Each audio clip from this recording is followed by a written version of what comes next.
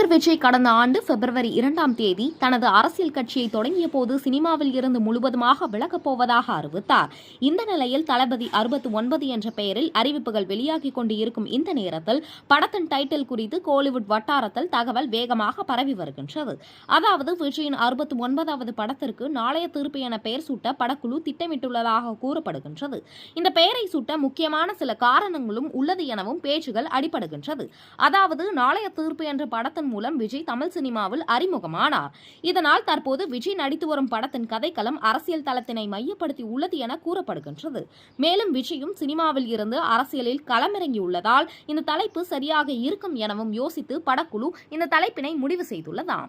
மேலும் இந்த தலைப்பினை விஜயின் பிறந்த நாளில் அறிவிக்க படக்குழு முடிவு செய்துள்ளதாம். அதன் பின்னர் ஒன்றன் பின் ஒன்றாக படம் குறித்த அப்டேட்டுகள் வெளியிட படக்குழு முடிவு செய்துள்ளது. இந்த தலைப்பு விஜய்க்கு மிகவும் பிடித்துள்ளதாகவும் பேச்சுகள் அடிபடுகின்றது.